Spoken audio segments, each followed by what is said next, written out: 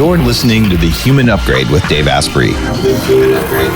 Formerly Bulletproof Radio. You're listening to The Human Upgrade with Dave Asprey. Today, we're going to talk about biohacking your body. But good God, I talk about biohacking all the time. What does it even mean? But we're going to talk about doing it for Earth versus space. And I've got a guest here, a fellow biohacker named Alan Graves, who is CEO of Do Not Age. And the reason I wanted to have this conversation is that years ago, I had a chance to talk with the president of SpaceX. And I asked her, I said, well, you've spent hundreds of millions of dollars hardening electronics for space. What have you done to harden astronauts for space? And she looked at me and she said, in 17 years, no one's ever asked that question. And I'm like, you can't have engineers planning to send people to space because those are the same engineers who design airplane seats. And have you ever been comfortable in an airplane? I don't think so. So we've got to have someone who understands biology and someone who understands environmental engineering in order to be able to solve a lot of the problems, including designing buildings and things like that. So today, we're going to talk with Alan Graves about that unique question. And we're going to talk about why he has a company called Do Not Age, which is a UK-based longevity company that makes supplements, a lot of which you've heard of probably. And we're just going to have fun talking about biohacking. So Alan, welcome to the show. Thank you, Dave. It's a pleasure to be here. So you're going to go into space with Virgin Galactic, huh? That's correct. Yes. I'm shooting off in, I think, the end of 2025. The end of 2025. Did you have to do all kinds of crazy health tests in order to do that?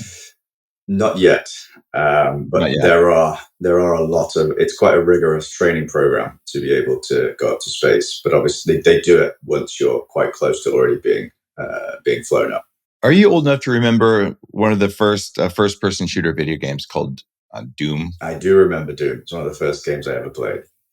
Me too. So the guy who created Doom was the first person to go to space privately. And I flew in a private jet with him like maybe 8-9 years ago. And he was telling me the story that during his medical evaluations to be able to do this, they looked and said, oh, you have some weird genetic thing where one of the ducts in your liver is backwards or something like that. And so you're not going to be able to go to space. And he's like, I got you. And he goes and he has this surgery and he shows me this huge scar where they went in and like reversed an organ so that it would match the standard template so he could go to space. Wow. Would you reverse an organ if you had to go to space? Probably not. I try and avoid surgery where possible. I think that's a good call. I would leave my organs where they are unless they needed, unless they needed some serious editing for longevity. Yeah. But still, it's an interesting idea. Are you doing this because it's been a lifelong dream, or is this like a publicity stunt for Do Not Age? Neither. So I think what I realized as I got older was, first of all, similarly to biohacking, when I was brought up, I was taught aging was not malleable. And then, of course, I realized it was, and that's why I dived into it. It's the same thing with space travel. I didn't believe, I didn't even think it would be possible for that to happen. And then once I realized it was, I started to look into it and see the response that people have had that have been into space and how it changes their perspective on life and the amazing things they do for humanity after they come back down. And so I decided I want a piece of that. It's funny. I grew up in a family where flying to space was normal. One of my uncles was a tech entrepreneur, and he was named one of the top 10 most influential investors in private space travel 10 years before the X Prize. So your family reunion conversations were about physics and how to go to space and like, oh yeah, it's just like, we're going to do it. So when are you going? And most of my family works at national labs on high energy lasers and stuff like that. So it was one of those things where, of course, but I realized I think I lived in science fiction. Not to mention the other part of the family was from Roswell, New Mexico, where all the aliens were. Yeah. So it's like, we'll do this. And now that it's possible, I looked at sending a single coffee bean to the moon.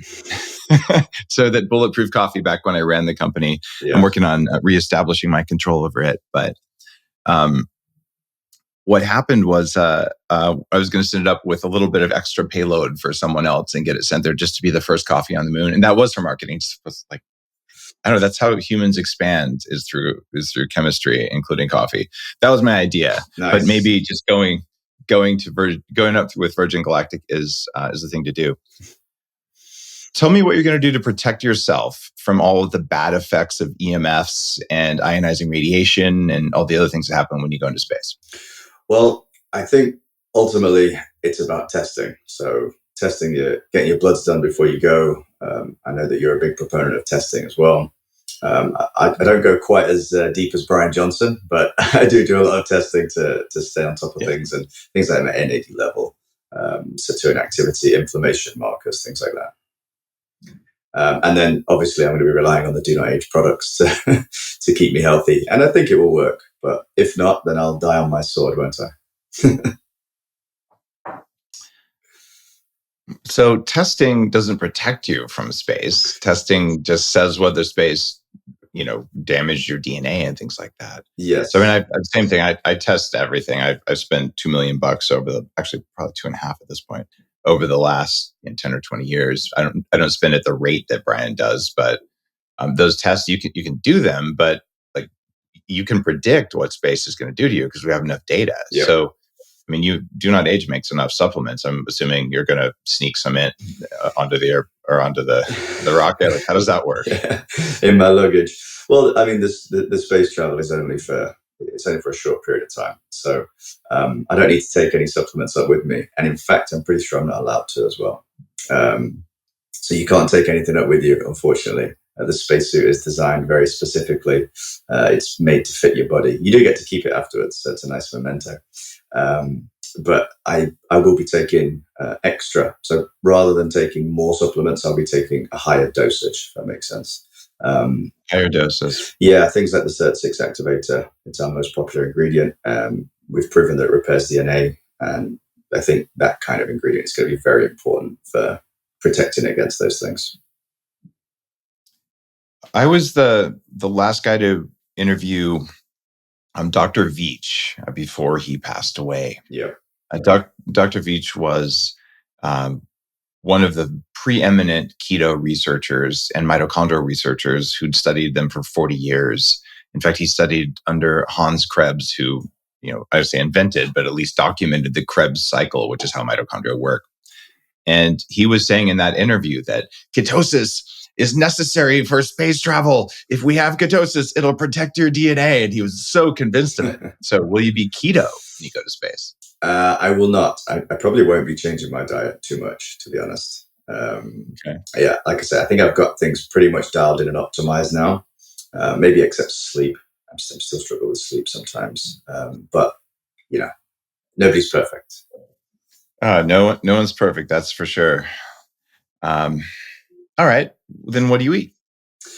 So I now have quite a heavy meat diet. That's what I'm doing at the moment, and I do feel better on it. In fact, I used to be fully vegan for around 7 years. Wow, you lasted a long time. Yeah. My brothers were like, "Oh, you're just going through a phase." And then when they were quite smug when I stopped being vegan. I switched to pescatarian for a while, and then obviously read up a lot of data on the carnivore diet. And whilst I'm not actually on the full carnivore diet, that is the vast majority of what I eat now. I try and stick to high quality steaks and organ meats as well. I find there's a lot of benefit for organ meats. And like I say, for me, my test results are looking good and I feel a lot better. So I'll do it for as long as I still feel good. It's really interesting how it's evolved. I was also a vegan and then a raw vegan, and Oof, that must have been tough. oh yeah, it was tough. I tried all these different things, and then you feel extra energy. But so many people who are vegan end up with joint pain, and they just wake up, they're always crunchy and sore. It certainly happened to me, and then I started getting autoimmune problems and all these other kind of unexplainable things. But it couldn't be the vegan diet.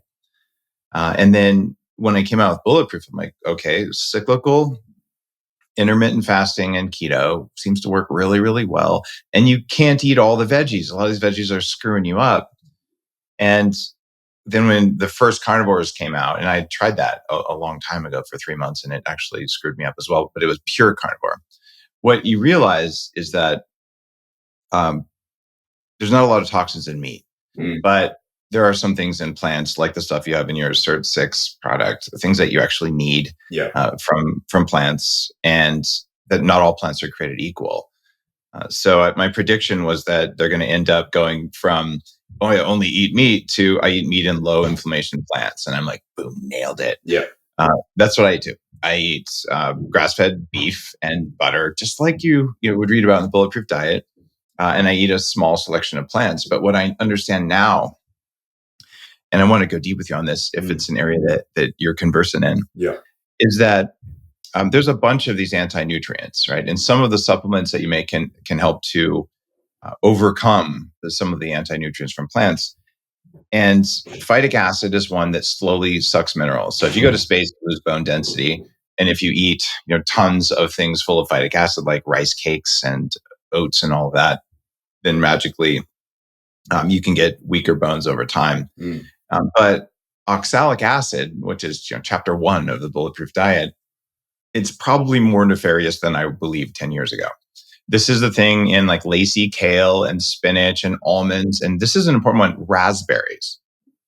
So when you eat this stuff, it builds up tiny little crystals over time. And all of our bodies have a different tissue capacity for this. And when you hit capacity, like Liam Helmsworth on the vegan diet after 4 years gets a kidney stone made of calcium oxalate. And it's from the damn plants. And like the plants don't want us to eat too many plants because they don't like it. So we build up over time. I hit it early because I was doing, sprouted or soaked almonds with raspberries and kale and spinach and sweet potatoes and beets, which are all high oxalate foods because those are like the superfoods. And that's why I keep making fun of kale, even though spinach is worse than kale, and so are raspberries, even though I love raspberries, but I actually still recommended them back in the day. Now I don't eat raspberries. I just eat blueberries instead because they don't have this. You don't eat raspberries at all? No. I do, but on a very rare occasion, I do try and stick to things like blueberries. I like blackberries as well. Blackberries are quite low. It's profound that people in the anti-aging movement even sometimes are like, well, there's the good stuff, but they don't look at the bad stuff. And I'm like, well, you should probably avoid the bad stuff or counteract the bad stuff with supplements. Yeah. Because the bad stuff is unavoidable, right? Well, I think the way I tend to approach it is try and avoid anything that has large amounts of bad stuff in, if possible. And then if I'm then missing out on the good stuff, use supplementation to give me that good stuff. And so, for example, Cert 6 activator is derived from seaweed. And so it is just the bit that you need rather than any of the other bits that may cause buildup. Makes a lot of sense to me. So you switched over to grass-fed steak, I'm assuming. Do you eat chicken? It's same as raspberries. It's every now and then I will. I try not to be too much of a stickler for it, but no, it's not in my core diet. I don't really believe that it's particularly healthy. Okay, so we're very, very aligned on that, and I always put chicken down there below pork on my references, and I don't think pescatarian works because there's not enough protein in fish, at least most fish, and if you get that much protein, you're going to be getting a lot of toxins from it. So I'll eat fish, but I wouldn't want to live on it. Okay. Yeah, same here. I really enjoyed the taste of fish as well, so that was one that I had to sort of overcome, and that was my stepping stone between the veganism and what I do now. I was pescatarian for a little while. What was driving that? I'm really curious. So I mean, we're both biohackers, but like, which of the arguments for that made sense to you? So I was speaking with, obviously, I'm fortunate to speak to a lot of the top researchers and scientists in the space. I think it was mentioned on David Sinclair's podcast as well about the metadata showing the most long-lived diets. And I think they had veganism quite high on there, but they also had above that, they had pescatarian. And so that was one of my decisions. And I think I just knew at the time that the veganism I wasn't optimal when I was doing it. And so I needed to make a change, and maybe the change going straight to beef would have been a little bit too much of a jump for me. So I eased myself in. Good work. It's funny. There's no data ever showing that the vegan diet makes you live longer because there's never been a vegan society for more than a generation, right? That's true. Uh, there are vegetarians, but vegan is very, very rare because the more plants you eat, the more calcium you need to try and balance out all of the anti-nutrients. And you can only get that calcium in those doses from dairy, or maybe in Japan from fish bones. There's um, there's some things you can do with small fish that help, but it's pretty weird. So let's talk about your transition to becoming a biohacker. Okay. When did that happen? So it would be probably around 2019 when I really started taking it seriously. Okay. And again, that's the start of 2019 was when I realized it was even possible. Because again, before that, it wasn't even in my realm of possibility, because I was taught all my life how you can't do anything about how you age. You can't do anything about your health. You can't do anything about how long you live. It is what it is. Everybody ages. There's nothing you can do. And so I never even thought about it. And then I started to hear things and read articles and watch podcasts. Beautiful. And I remember teaching myself to read a scientific paper after listening to a few podcasts, because they said, "Oh, look, all the data's here. These things can help extend lifespan and reverse these diseases." And I thought, well, I want to check it out. I want to see the data. And so I went and tried to read the scientific paper, and they use all these big words, and I didn't know what half of them meant. So I had like two tabs open. I had the scientific paper and then like Google definition, and I rewrote the papers in simple English so that I could understand it, and taught myself basically how to read scientific papers from there, and then realized what they were saying was true. And also then that has become a staple for Do Not Age, because that's what we do, is we translate the scientific papers and make it easier for people to digest. And so that, from what I did for myself in the beginning, back 4 and a bit years ago, is now still kind of very in the DNA of Do Not Age, if you will. It's really funny. It's hard to read a scientific paper because the language of academia is one that obscures truth. They choose a passive voice, complex sentences. They use big words and they use small words. I think because it makes them feel better. I think so too. I don't understand why it should be hard to read those things. So same thing here. I started reading them in probably my mid 20s, and I'm a computer science guy. So I'm scientific. I know how to do science, but the vocabulary was completely baffling. But what I would encourage people to do, if you're just saying this is too much, no, just keep reading the papers. Yeah. And after you've read 30 or 40 of them, all of a sudden, just like learning to read the English or something, it becomes clear. And you're like, oh, now I can follow it. So it's just teaching yourself a new lens. You had the same experience. I see you nodding, right? Exactly the same. That's what I did. Now I can do it, obviously without having to have two tabs open. But originally it was very difficult. Obviously, the alternative for people is to look at the Do Not Age emails, because we do it for you. But for me, I wanted to really understand it.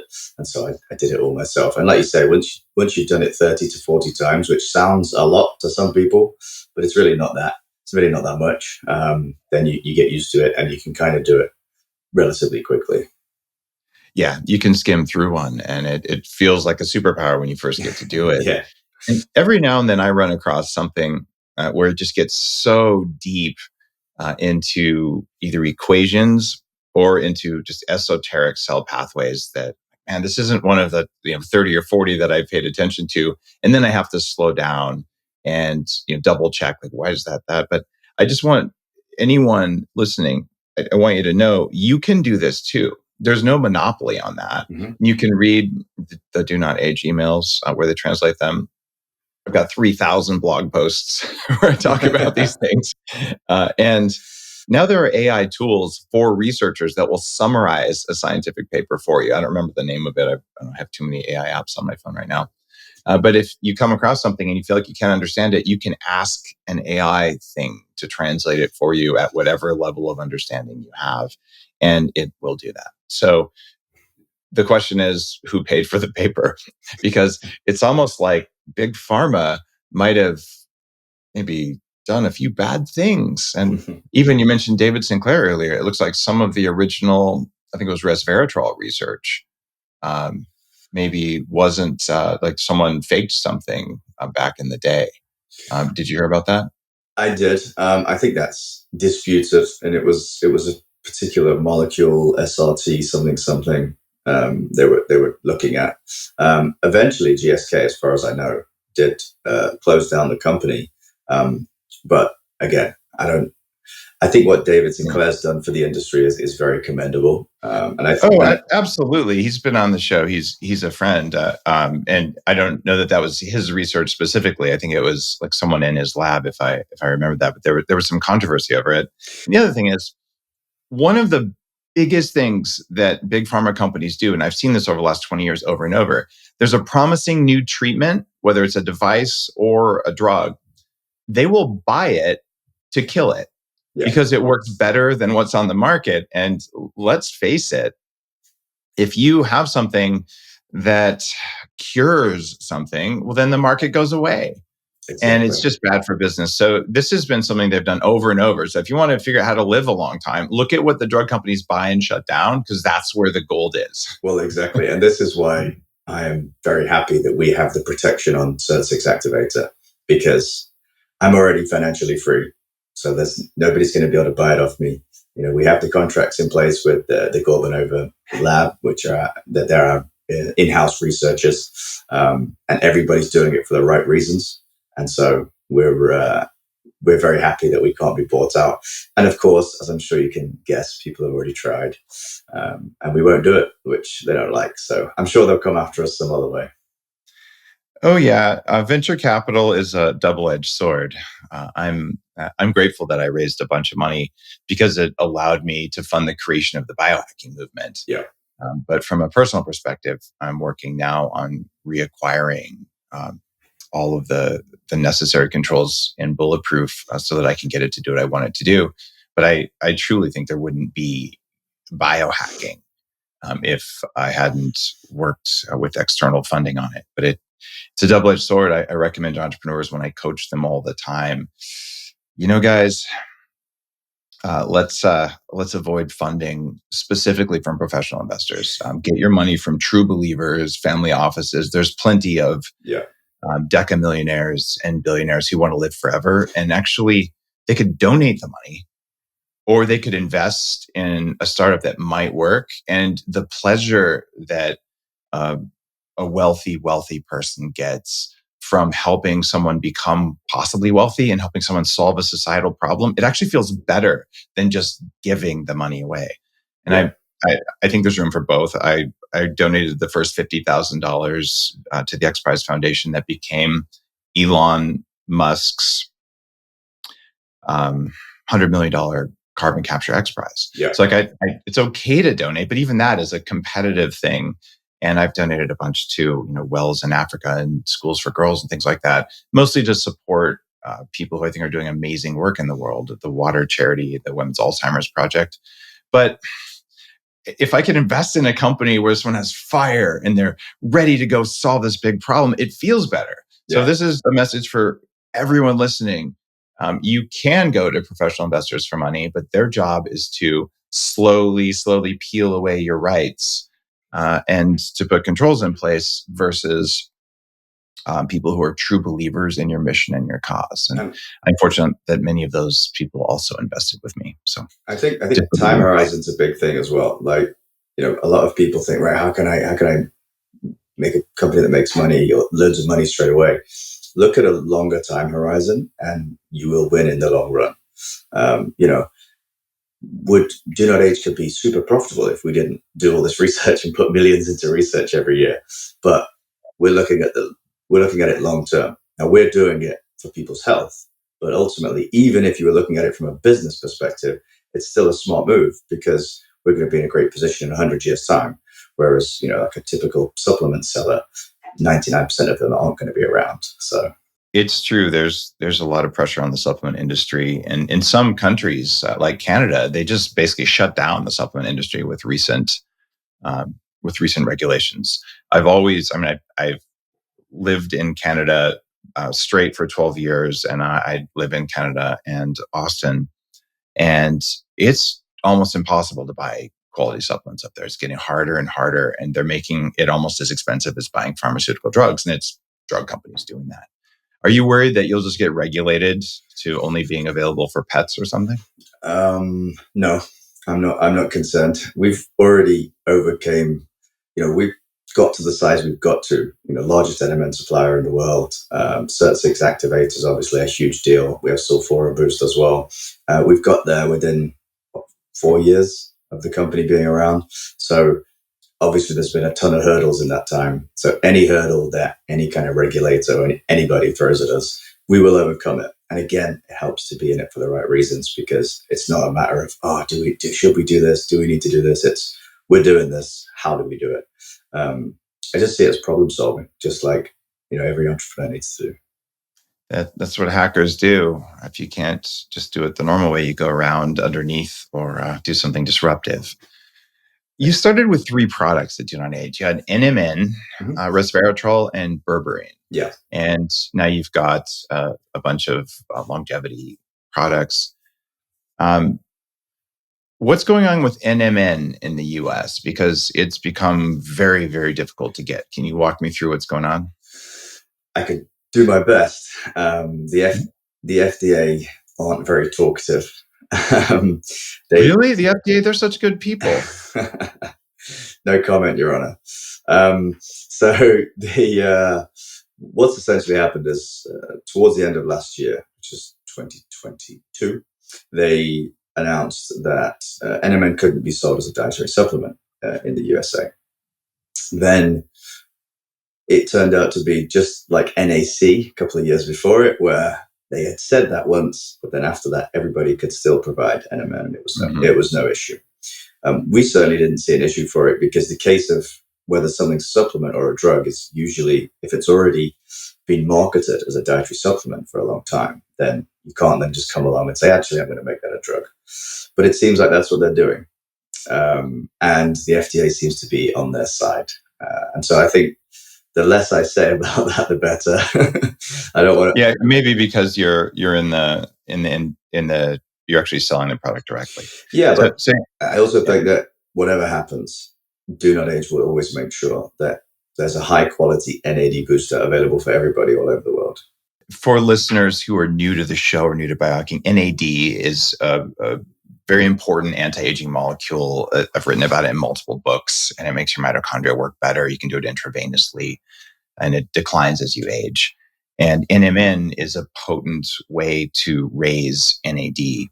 When the first research came out showing it worked better than nicotinamide riboside, I bought a kilo of it from China for $3,000 because you couldn't buy it in the US at any price. It's mid 2015-ish, I would guess. And had it tested and took it. And it probably wasn't worth the trouble compared to NR, because encapsulating your own $3,000 bag of whitish yellow powder that was suspicious to get into Canada and keeping it in the freezer, it was, a little bit extreme. So I went through all that, and I've taken NR and NMN and niacinamide, all the things that work. And I think it's an important part of anti-aging. But why did you go with NMN specifically? So NMN specifically at the time was because I spoke to a lot of the researchers in the industry. So when Do Not Age first started, I don't have a scientific background. So I needed people around me that did. And so I managed to network with a lot of those people. Now we have, like I said, Professor Gorbunov is our lead researcher. There's lots of other people that I won't mention, but they're very well-known names that have also been involved with helping us. And the overriding belief was that NMN was superior. We now provide both, so people can choose whether they want NMN or NR. Both are provided by donotage.org. But I personally take whatever the hell the office sends me. But I don't know which one is superior, because they have very similar results on NAD level, which is, I believe, the most important thing, and that's what we test them for. Purity is really important. Have you found metals or other impurities in NMN or NR when you purchase it from overseas? We used to. I mean, there's heavy metals in everything in sort of trace amounts. So that will always be the case. But there used to be some pretty bad batches. We also found we had to kiss a lot of frogs before we found really good suppliers of these raw ingredients. We now partner with a company called Ethelfarm, and they make a fantastic NMN raw ingredient, and they've never let us down. I think we're over 2 years with them now. So obviously, every batch is still tested. Do Not Age NMN is also the only one that's where the purity is guaranteed to your door as well. So we guarantee it to your door wherever you live in the world, because part of our mission of extending healthy lifespan for as many people as possible, for as many people as possible is also important. So we need to make sure that everybody around the world is covered. It's a lot of work to get it, especially around the world. I've had so many packages destroyed when I've been sending supplements, especially to Europe or Central or South America. Yeah. And when I say destroyed, like I'm calling out Germany, for instance. The number of times German border people, they see a bottle of supplements that should be legal in Germany that a German ordered with their own money, and then they incinerate them. Yeah. Which contributes to global warming, by the way. I just want to call that out. You've bad German border people. And they're not the only ones as well. There's lots of other countries. Some are much stricter, but Australia is another one. Even Canada. I mean, I've had my own supplements sent to me for filming, and they arrived slashed open so they could look inside. And you're like, guys, I was going to film that, and it's got a big blue sticker on it. Yeah. So if you're out there and you're saying, well, why won't X company send me things, or why is it so expensive? It's because you've allowed your government to do that, and you should make them stop. Just straight up. Yeah. Like, they are not allowed to do that. You didn't give them that right. They just took it, and they're using it against you to keep you sick or to restrict your ability to take care of yourself. It's okay for politicians to get old. It's just not okay for you to get old. See the difference? Yeah, and I think one of the ways we've got around that is as we've grown, we've built facilities at various different places. So we have the USA, we have the UK, we now have Europe as well, mainland Europe within the EU. And then the next one is Australia. And then after that, it's going to be the Middle East. And so the more localized we can make it, the better. So your three products were NMN. Yeah. They were Resveratrol. And let's talk about Resveratrol. And then the other one was berberine. But with Resveratrol, what form do you use? Where does it come from? And why is it important? So we use trans resveratrol. It's the best form to use. We actually use synthetic. So when we first started, we didn't. We wanted to use a natural extract. We thought that would be superior. And then thankfully now we have ways to test these things. And ultimately the natural extracts you can't get as pure, and therefore they don't quite work as well. And also one of the other things we found is in the supplement industry, a lot of trans resveratrol will be shown as part of a blend or a red wine extract or something like that, which means then the powder becomes a brown or a dark red color. And there are a lot of bad players that can then hide low quality ingredients in there. That doesn't mean everybody, but some of them do. And so it's one of the things we want to stay away from. Another thing we were very naive about at the beginning was we actually combined the NMN and resveratrol into one capsule, which we don't do any longer because of what we know now. NMN is taken empty stomach first thing in the morning. Resveratrol is taken with some kind of source of fat, usually with the first meal of the day. And resveratrol activates sirtuin 1. I can talk a little bit about sirtuins if you want.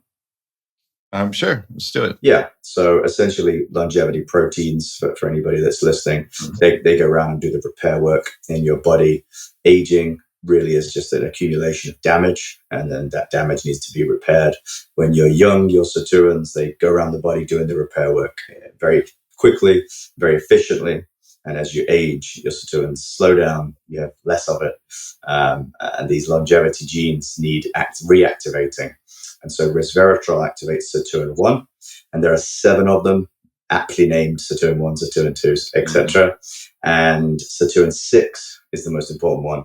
And that's why we have SIRT6 activator. And sirtuin 1 is the second most important one, which is what we use resveratrol for to activate it. Why do you use resveratrol instead of pterostilbene?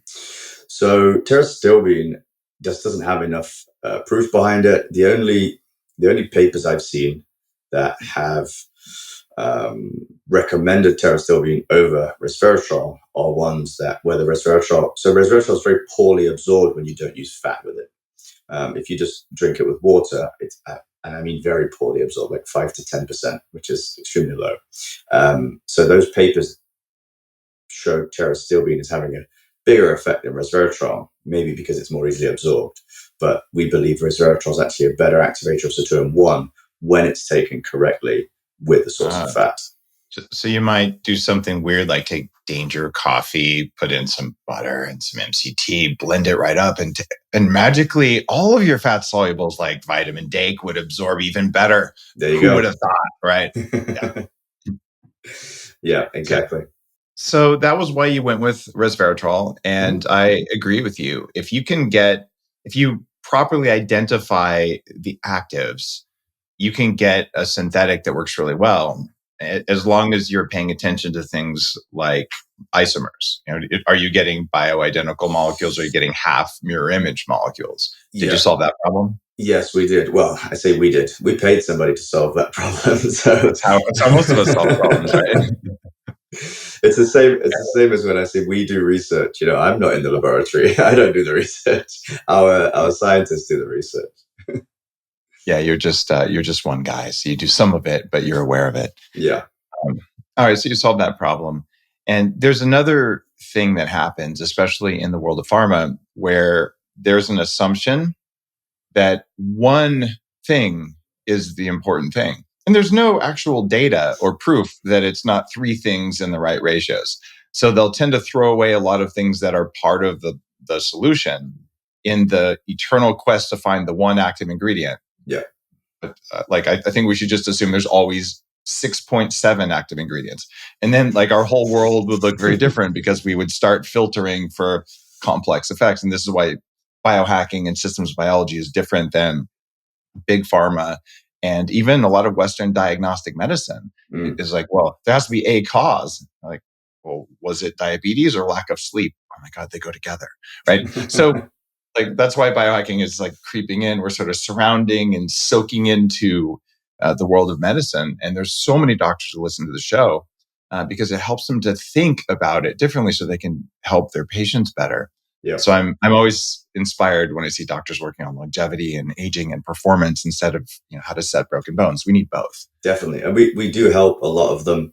Again, we don't reveal their names and things like that because they obviously they don't want to get struck off. But ultimately, there are a lot of doctors that reach out to us and say, look, I understand that what I'm being taught isn't quite, it's funded by the wrong people, shall we say.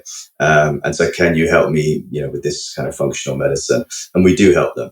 And so there's hundreds of them at the moment that we're helping, and hopefully we can change that to tens of thousands.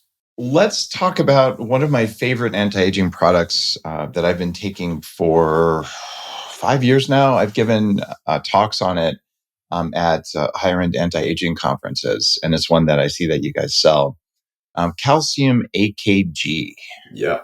This is something that, honestly, after you get through your basic stack stuff, something that should be high on an anti-aging list of supplements. Why do you make it? What does it do? So calcium AKG is the calcium salt form of AKG, and essentially the calcium salt just makes it uptake a little bit easier into the system. Obviously, boosting AKG is what it's all about. You mentioned the Krebs cycle earlier today, very important in the Krebs cycle, so for energy, but it's also important for things like bone density, staving off frailty. The mouse trials, there were the fur was the grey fur turned back to dark fur again. So it wasn't just staving off greys, it was actually reversing greys, which I think is pretty cool. And we're yet to see if that works in humans as well. But and the biological age, which again, the test that was used is questionable, but at the biological age seemed to show an 8-year reversal in a very short period of time, which is very positive. There's a lot of interesting biochemistry around it, but it's alpha ketoglutarate. And I definitely take a couple of those every night. Yeah. And I think it's advisable, but then again, I am at about 84 pills in the morning last time I counted, and something like 40, 45 at night. So I don't mind a couple extras. But if I could get it down to only 80 per day and know which ones were going to matter, which ones weren't, I'd be happy to do it, and it would save me some money. Yeah. So I'm not suggesting that most listeners would swallow that many pills or would want to swallow that many pills or need to. It's just that when you realize this one does this one does this, if it's within the set of your goals, which you and I both have, the let's live unreasonably long and let's stay as young as we know how to do. Some people will go out and spend money on expensive wine, or they'll go on vacations, or they'll do whatever. And biohackers, I'm going to spend, for me, when I was younger, it was 20% of my income was on health and longevity and wellness. Partly because I didn't make that much, and partly because my brain didn't work if I didn't do it, because I was pretty sick. So fortunately, you and I are both at a different place in our lives, and so we can do that. And I'm encouraging listeners to consider that it's not about, well, I can't do that right now, so I'm not going to do anything. You start with the lowest hanging fruit that are most affordable, right? And then you work up over time. And if you just do a little bit in your early 20s and your mid 20s, the benefits from that are so long because you get compounded interest. Exactly. Like if you put $100 in the bank, if they were still paying interest these days, then over time it becomes a big number.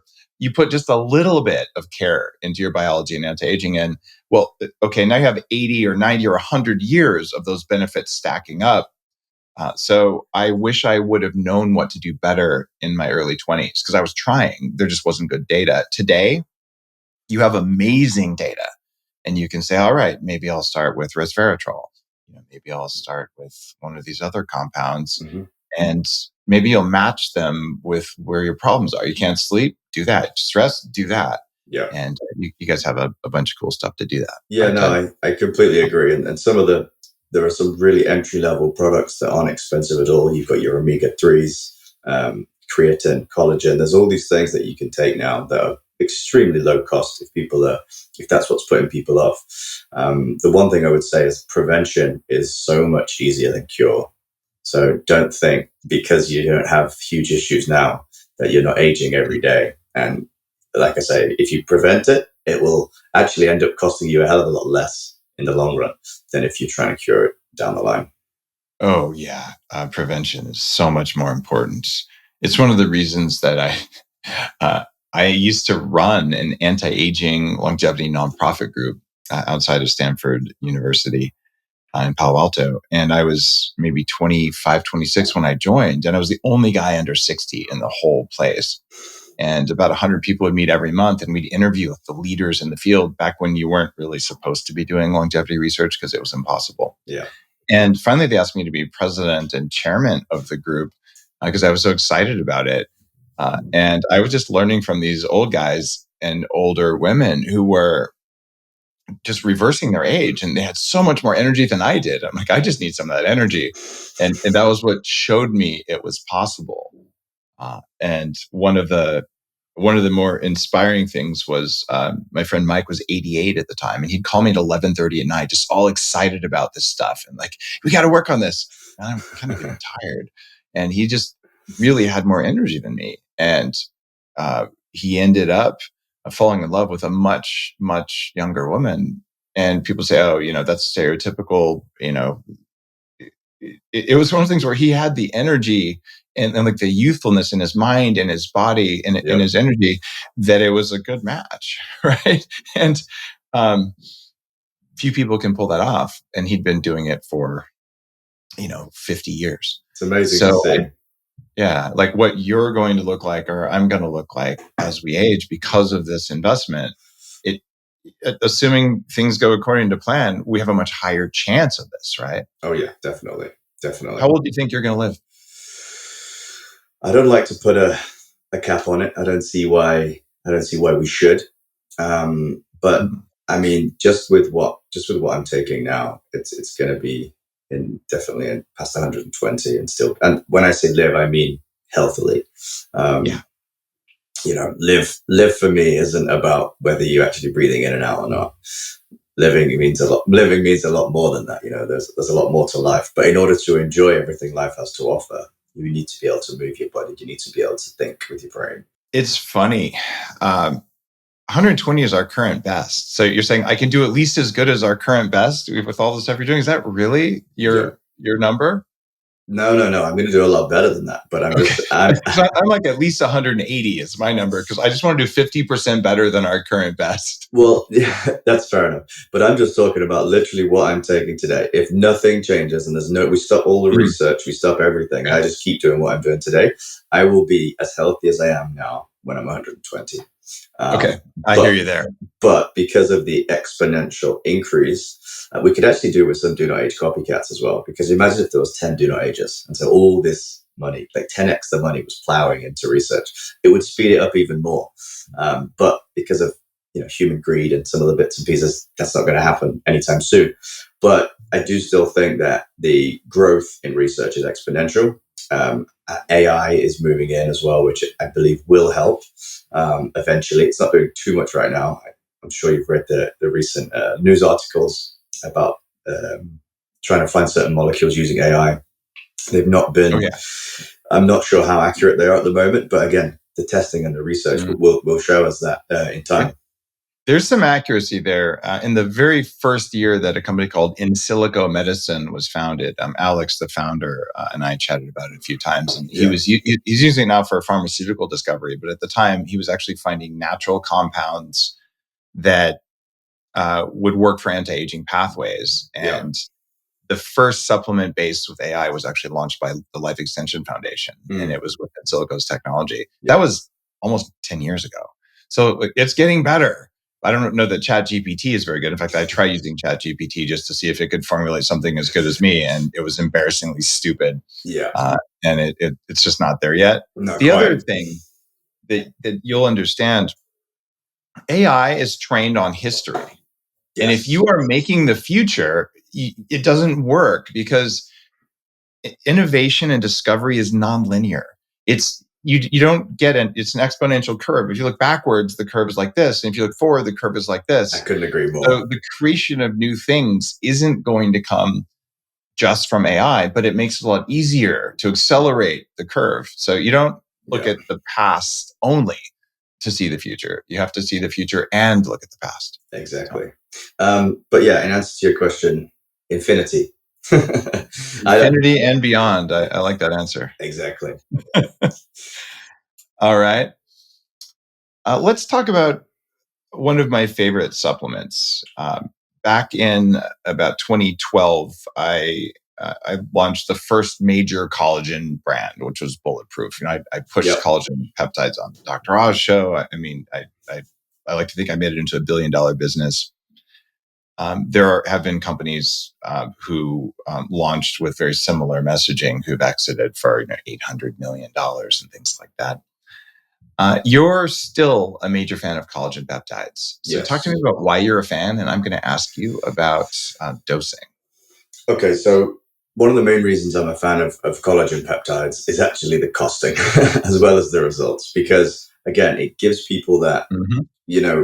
we're trying to be as inclusive as we can. We try and bring costs down as much as we can, but we'll obviously never let quality dip. And so with some products, there's only so far down you can go and still make the best product. Whereas collagen peptides, you can do it at $25, which is, and I believe is affordable for everybody. So that's one of the main reasons I like collagen peptides. The other reason is obviously there's so much data behind it. It's extremely proven. It also helps the gut as well. A lot of people don't focus on their gut. And so it improves the gut, it improves bloating and things like that. just generally a happier belly. And they're the main reasons that I like collagen. And I'm sure everybody knows about, the help it does for your joints and your skin, etc. I don't think my skin looks too bad. I'm 33. It definitely helps your skin.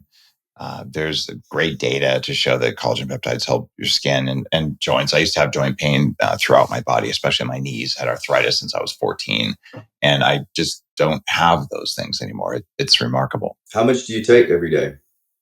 Well, I do about 20 grams, Okay. which is a scoop. And there's been times when I've done, closer to 80 grams, and quite a lot of collagen. Wow. How much do you take? Only 10. I might consider increasing it. We do have a lot of our members that take 20 grams every day. But I now think that 20 grams is a good amount. And the question is the ratio of collagen to other things. And I've talked about this on other podcasts, but if you eat a lot of muscle meat, which most of us do, then you're not getting enough glycine. And you get glycine from collagen, or you can take glycine, the amino acid, straight. But the reason that I'm not doing super high doses of collagen like I once did is that when you have lots of these plants that make oxalic acid and all, you can actually convert hydroxyproline, which is one of the amino acids in collagen, into oxalic acid as you metabolize it. So if you've been eating spinach, kale, raspberries, almonds are a major source of this, and a surprising number of foods that contain oxalic acid, and you've had problems either with kidney stones. 70% of kidney stones now are from calcium oxalate from plants, not from eating beer and sausage, even though people still think it's beer and sausage. No, it's your plants. So if you've dealt with that, or you've been a vegan, so then you have this built up level of tissue, and then you start eating super high amounts of collagen, it's probably not benefiting you as much as about 20 grams would do. Yeah. So I think that there's a limit there. And then also, if you have a problem with histamine intolerance, that oftentimes goes with having been vegan because it's the same pathways. You can also find that histidine turns into histamine. So people can get inflammation if they have way too much collagen. So I'm about 20, I think is a good number. And again, it has to be grass-fed and lab tested, because some of the brands that kind of moved in Bulletproof's footsteps were using chicken collagen from non-organic chicken. And that's just like an arsenic, antibiotic, glyphosate destruction. And like, I wouldn't feed that stuff to my pets. No. It's that bad, but it was available on the shelves at stores. It probably still is. Yeah. Oh, that's another thing is, a lot of people, particularly older people, I think, still believe that if something's sold in Walmart or, one of these, what's the other one in the US, CVS, then it must be good. They must have gone through it must be one of the best ones. Unfortunately, that's not how it works. It's not how it works. And especially in the case of Walmart, I've been out there to Bentonville, where Walmart's headquarters is. Yeah. I don't know if you've been out there. I haven't been there, but I know where it is. Yeah. It looks like Silicon Valley. They've rebuilt the entire city. I've met with the senior most people at Walmart, and I will tell you, they are very aggressive in a good way about product quality. They really look at things. The Walmart buyer there, who I worked with at Bulletproof, he actually had the True Dark glasses because it's like, this make my brain work, and such a believer in improving humanity. Yeah. And that said, they're also looking at serving people who aren't going to be able to afford the highest price things. I remember walking their prototype store there, and we stopped and I picked up Slim Fast. Now, Slim Fast is something that I used when I was 16 to try and lose some of that 100 pounds. Well, it wasn't that heavy when I was 16. That was when I was 23, but still, I used it to try and lose weight. And it was just a crappy canola oil, just unpleasant product with all the bad stuff in it.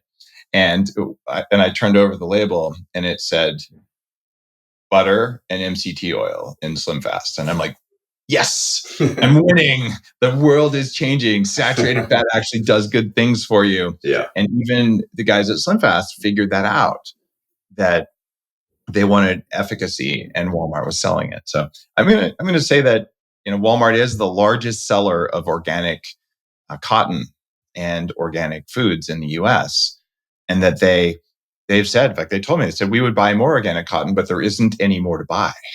So I think they're working on making the world a better place, especially compared to our friends at Amazon, who Oh could yeah. give two craps about that.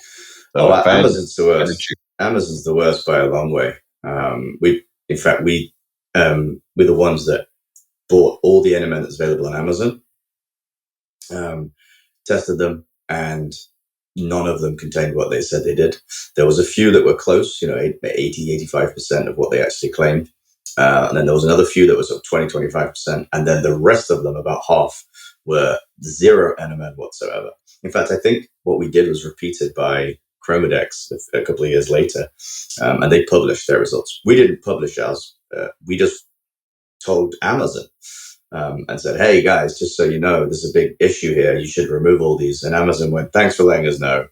We don't care. And so, well, at least they didn't black out your advertising.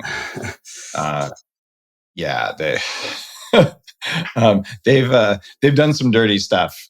I mean, I've seen them shut down people's stores for telling them things that are truthful like that. So there's some retaliatory stuff that can happen.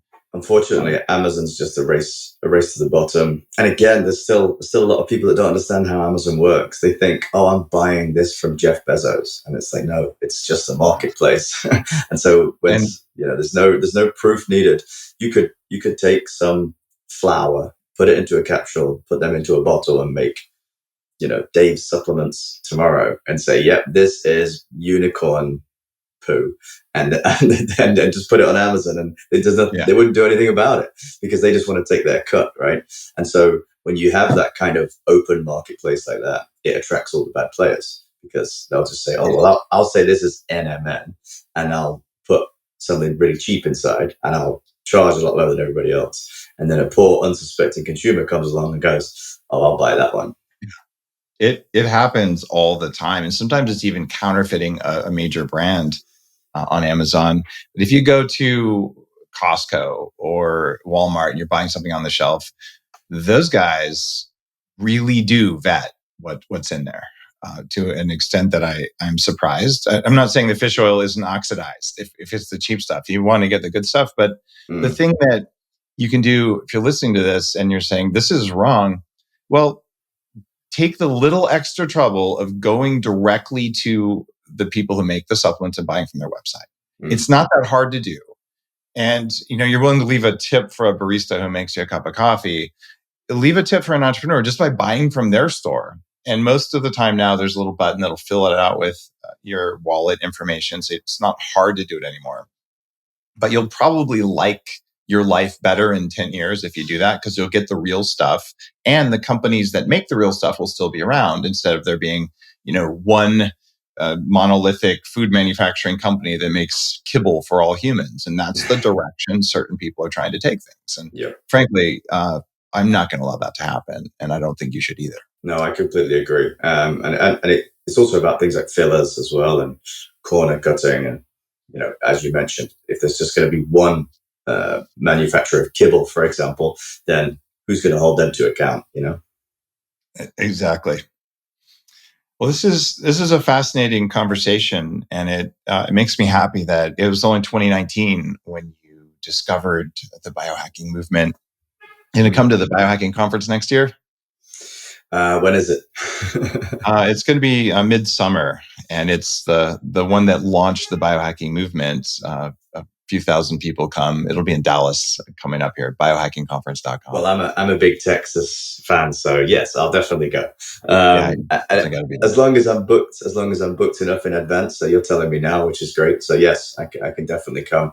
My assistant will make sure I'm there. You'll find a lot of your people are there because this biohacking thing. One of these days, it's going to be a thing.